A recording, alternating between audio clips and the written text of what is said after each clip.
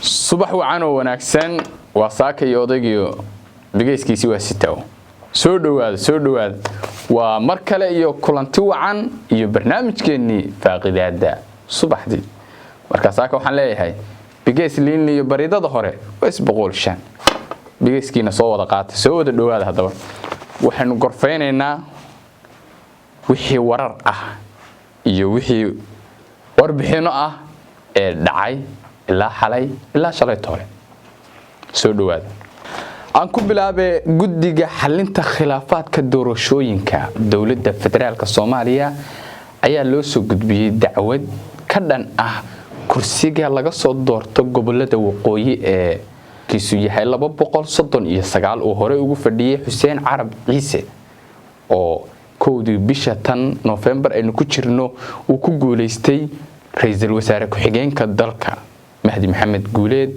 ayaa Xuseen Carab Ciise waxa uu ka daba keenay cabasho ma mar labaad buu rabaa inuu ku soo noqdo mise cid kale ayuu wadaa balaynu ogaan gudoomiye ku-xigeenka guddiga xalinta khilaafaadka Maxamed Ibrahim Barre ayaa sheegay in isbuuca kan gudihiisa ay soo saari doonaan dacwada ka dhanka ah kursigaas hadaba kursigaasu ma uu doonaa kursi dib loogu noqdo oo doorashadiisi mar labaad dib loo qabto mise wuxuu noqon doonaa kursi uu sida ugu fadhiyayo ra'iisul wasaare ku-xigeenka Mahdi Maxamed Guuleed kursigaas ayaana noqday kursigii ugu horeeyay ee uu ku soo baxo xildhibaankii ugu horeeyay ee ka tirtamay golaha shacabka sidoo kalena bal aynu jaleecno dhankaas iyo Itoobiya oo ay ka jirto xamaasad aad u kulul gabi ahaanba doorashadii ka qabsoontay dawlad deegaanka ee xukuumadda madaxweyne Mustafa Maxamed Umar ayaa waxa laga soo qaaday inay tahay waxba kama jiraanba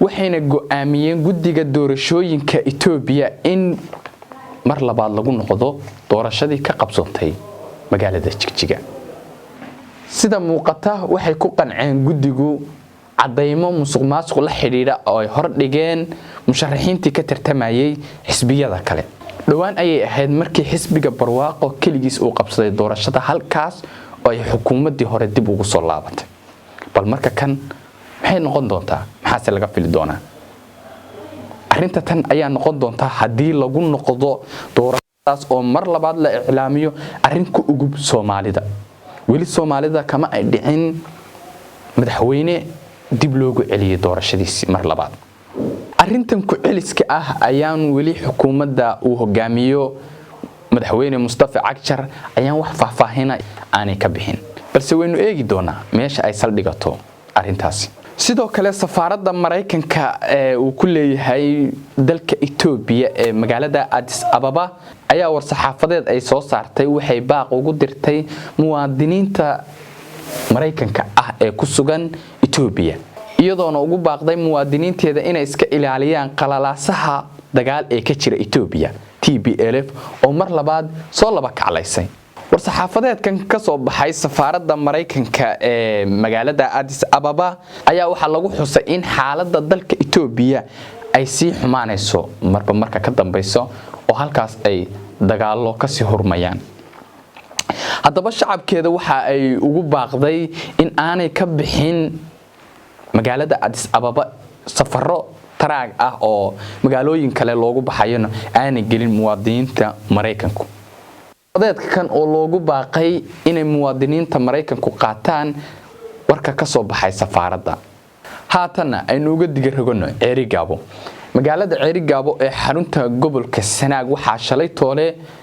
lagu dhaariyay laba beelood oo walaala oo dirir colaadeed dhowr jeer oo hore ku dhexmartay buuraleyda gobolka Sanaag ee Waqdariya iyo Shidan colaadda tan oo muddo dheer soo jiitamaysay ayaa shalay toole guddiga nabadgelyada gobolka Sanaag oo arinta tan muddo dheer ku jiray sidii labada beelood oo walaalaha ahaa gacanta isugu saari lahaayeen waxa ay shalay toole ku soo gabagabeeyeen magaalada Ceerigaabo halkaas oo ay ka soo qayb galeen mas'uuliyiinta magaalada waa kan wariyaheena Cabdikariin Raashiya oo inoo faahfaahinaya waxaa magaalada Ceerigaabo maanta lagu dhaariyay laba beelood oo dhowr jeer dirir colaad ku dhexmartay deegaanada Waqdara iyo Shidan ee gobolka Sanaag guddiga nabadeynta magaalada Ceerigaabo oo ayaamahan ku hawlanaa sidii loo heshiisiin lahaa labada beelood ee walaalaha ah ayaa maanta dhaariyay ismada labada daraf.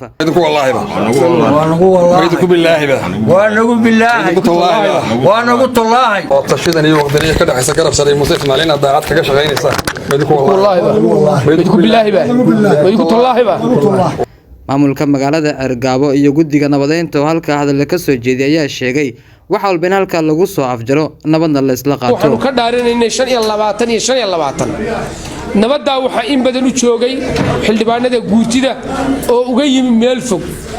xildhibaanadaasi waxa ay doonayaan inay sidan hawsheeda gacanta ku qabtaan. annagana guddiga nabadgelyada ahaan waanu ku garab taaganahay, waanu ku ilaalinaynaa, wixii ay nooga baxdana waa la fududeynaa. waxaanu jecelahay ilaahay ka bariyay in xildhibaanada guurtida ah ee uu hogaaminayo gudoomiye jirde in ilaahay shidan ku guuleeyo. ilaahay waxaanu ka bariyay inay ku guuleystaan ummadan ilaahay wanaag dhexdhig. Cabdikariin Raashiya, Rasan TV, Muqdisho. sidoo kale daawadayaal waxaan warbixin idinka haynaa stagekii habeenkii dhowtoole lagu qabtay barnaamijkii quruxda hablaha ee Mrs Africa. stageka dhisaynkii loo dhigay ayaa dad badani baraha bulshada kaga soo falceliyeen. stageka ayaa u muuqda sida loo dhigay inuu yahay calaamada kristaanka oo kale, balse gabadhii daadihinaysay barnaamijka oo aan waraysiyo la yeelanay waxyaabo badan ayay ka duuday. waa kan wariyaheena Maxamed Yaxye Jiino. aniga sidoo ii ahaa xalay habeen hore mise hadda sida aan arkayo been alla caaye waan ka naxay. waxaan ka naxay ma aha 24 saac ee ugu dambeysay waxaa baraha bulshada la hadal hayay sawir laga soo qaaday bandhigii tartanka quruxda hablaha ee Miss Somali. sawirkan oo xagga sare laga qaaday ayaa dadka qaar waxa ay ku doodeen inuu yahay calaamada kristaanka, halka kuwa kalena ay si kala u dhigeen. aniga waxaan ahaa gabadhii ugu horeysay Africa stage la fuusho xijaab. waa Hani Kulibaax oo ah wakiilka Soomaaliya ee tartanka caalamiga ah Miss Africa. sanadkii horena iyada oo xijaaban dalkeena ku matashay tartanka quruxda hablaha Africa ee Miss Africa. bandhigii habeen horena iyada ayaa mas'uul ka ahayd. haddaba waxa ay uga falcelinayso hadalhaynta baraha bulshada ayay Rasan TV uga warantay. horta wallahi sawirada si markii loo fiiriyana way qurux badnaayeen, kuwa aniga inta badan hadda la iigu meeshan gareynay la iigu yeeray. si markii loo fiiriyana hadee qalad uu noqon karaa oo uu qaldami karaa. marka annaga sida aan u wadnay iyo sidii ay noqotay isma laha. different weyn baa u kala dhaxeeyo oo u kala labadooda si ay yihiin iyo sidii la moodayo isma lahan. hadda stageko kaleeto waxaa laga dhigayaa calaamad Christian inay ahayd, laakiin annaga saas uma wadin. annaga stageka markaan dhisayna horta dhexda kuma aadano, laakiin si markii haday Soomaali si qaldan rabtay inay u fasirto waa uu noqon karaa qalad.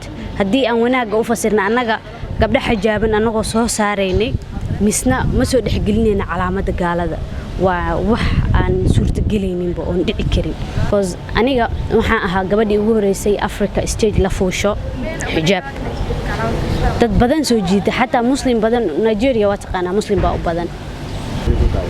horta sawirkan saaka un baa arkay intiisa badanna uu socday. aniga sida aan u rabay iyo sida hadda loo sameeyay two different oo kala dhaxayso. aniga sidoo ii ahaa xalay habeen hore mise hadda sida aan arkayo been alla caaye waan ka naxay. waxaan ka naxay ma aha sawirka ee dadka xumaanta faafinayaan aan ka naxay qaladka ay sameynayaan. annaga horta meediyaga intaadan wax post gareynin waxaa la fiiriyaa sumcadda iyo sharafka wadankaaga.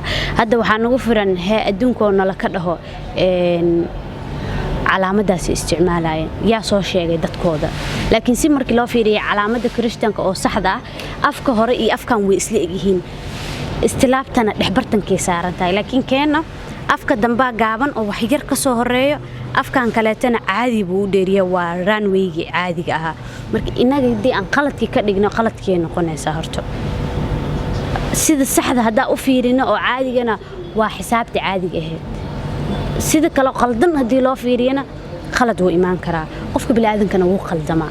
annagana been alla caayo shaqada naga tan badatay. tartanka quruxda hablaha Miss Somali oo markii ugu horeysay caasimadda lagu qabtay waxaa ku loolamay hablo da'yar ah iyadoo ay ka soo dhex baxday gabadhii qarankeena ku matal lahayd Miss Africa.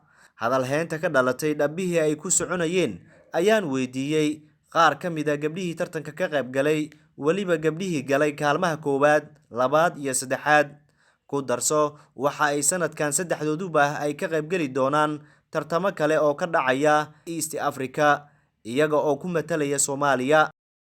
السلام عليكم مقعيق وسعدية محمد وحن ترتمي ترتنك قروح الصومالية أنا بوكم مدلي دون دلقيقة ترتنك قروح أفريقيا وحن رجينها يا إنا كاس كوب كسوق سيدا كان كوب كسوق العمل حقيقة آدي آذا وكفر حسنها ما دام أنا قضي كان انتقابات وأنا في لا إذا صف عمل نقنايا مر لواد وحن أمهد علينا يا هني أو أهد معلن آدي آد وفي عن آدي آد نوت المقعيق حمد عبد القادر حسن هاي قبل كان طلبات ترتن قروح بدن وهاي ترتن بس قروح بدن ودعوة هاي وأنا فرحسن هاي أم proud إنها كانت طلبات كلي بس مرة مقعي ومليون عبد الله علي حكم إذا ترتن يا شباب ترتن سوق ولستي حنا هكذا تستعد قف كلي سيدي أنا تامر أو فرحسنا والله محمد يحيى جينا وراسم تيفي مقدشو waa tahay daawadayaal intaas ayaan ku soo koobaynaa barnaamijkeennii subaxnimo ee faaqidaada wararka oo idin daadinaya anigoo ficil burkud dhiidhiya dhanka kaamiradu waa Xamse Kaafi